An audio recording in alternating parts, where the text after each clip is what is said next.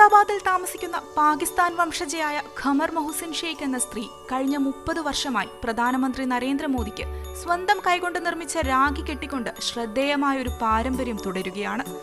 രക്തബന്ധത്തിനപ്പുറം മനുഷ്യബന്ധങ്ങളുടെ ആഴം വിളിച്ചോതുന്ന ഈ കഥ രക്ഷാബന്ധൻ എന്ന പുണ്യദിനത്തിന് കൂടുതൽ തിളക്കം നൽകുന്നു. ഈ വർഷവും പ്രധാനമന്ത്രിയുടെ കൈത്തണ്ടയിൽ കെട്ടാനായി ഓം എന്ന പുണ്യചിഹ്നം ആലേഖനം ചെയ്ത ഒരു പ്രത്യേക രാഖി ഒരുക്കി കാത്തിരിക്കുകയാണ് ഖമർ. കറാച്ചിയിൽ ജനിച്ച ഖമർ മൊഹസിൻ ഷെയ്ഖ് ചിത്രകാരനായ മൊഹസിൻ ഷെയ്ഖിനെ വിവാഹം കഴിച്ച് 1981 ഇന്ത്യയിലേക്ക് എത്തുന്നത്. നരേന്ദ്രമോദി ഗുജറാത്ത് മുഖ്യമന്ത്രിയാകുന്നതിനു മുൻപ് RSS പ്രവർത്തകനായിരുന്ന കാലത്താണ് ഇവർ ആദ്യമായി കണ്ടുമുട്ടുന്നത്. ഗുജറാത്ത് ഗവർണറായിരുന്ന സ്വരൂപ് സിംഗ് ആണ് ഖമറിനെ മോദിക്ക് പരിചയപ്പെടുത്തിയത്. അങ്ങനെയാണ് സഹോദരനും സഹോദരിയും തമ്മിലുള്ള സ്നേഹബന്ധത്തിന് അടിത്തറ പാകിയതെന്നാണ് മൊഹസിൻ ഷെയ്ഖ് ഓർത്തെടുക്കുന്നത്. एक ही राखी है जो उनके हाथ पे बंधेगी, ये मैंने अपने हाथ से बनाई. तो मैं हर बार जब भी राखी लेकर जाती हूँ तो मैं खुद बनाती हूँ, क्योंकि मोदी जी को अपने हाथ की चीजें बनाई हुई बहुत पसंद है. तो मैं लिखते भी, मैंने लेटर भी लिखती हूँ तो भी मतलब गुजराती में लिख के अपने बाजार का कार्ड नहीं देती, घर से खुद बना के और ये राखी खुद बनाती हूँ मैं.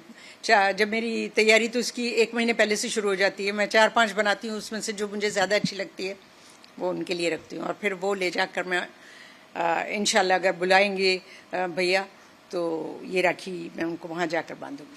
क्या खास है इस बार उनकी राखी में, आपने अगर बताया है तो इस बार कैसे तैयारी? राखी में इसमें ऐसा है कि मैंने इसमें ये ओम बनाया है. ओम बहुत अच्छा रहता है और इसमें मैंने मोती और स्टार्स लगा के उसमें डिजाइन बनाया है अपने हाथ से.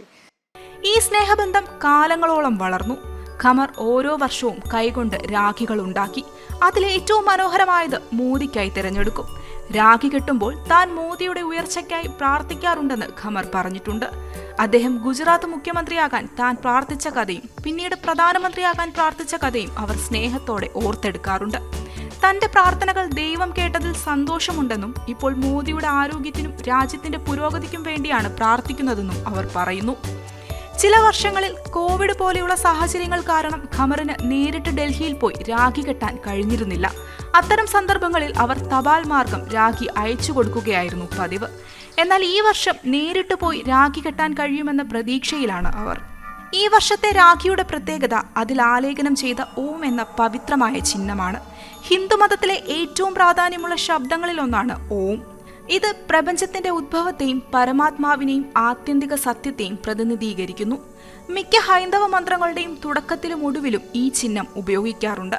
രക്ഷാബന്ധൻ വെറുമൊരു ആഘോഷം മാത്രമല്ല, സഹോദരനും സഹോദരിയും തമ്മിലുള്ള സ്നേഹത്തിന്റെയും സംരക്ഷണത്തിന്റെയും വാഗ്ദാനത്തിന്റെയും പ്രതീകമാണത്.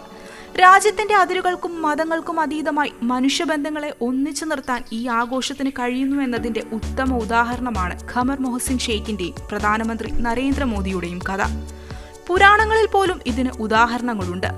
മഹാഭാരതത്തിൽ കൃഷ്ണനും ദ്രൗപദിയും തമ്മിലുള്ള ബന്ധം, രാജ്ഞി കർണാവതിയും ഹുമയൂൺ ചക്രവർത്തിയും തമ്മിലുള്ള കഥ എന്നിവയെല്ലാം ഈ ബന്ധത്തിന്റെ ആഴം വ്യക്തമാക്കുന്നവയാണ്. गवर्नर साहब का कार्यकाल जब खत्म हो रहा था और उनको एयरपोर्ट पे हम सी ऑफ करने के लिए गए, उस वक्त वहाँ बहुत बड़ा मजमा था. उसमें मुख्यमंत्री भी थे, कैबिनेट मंत्री भी थे, मोदी साहब भी थे.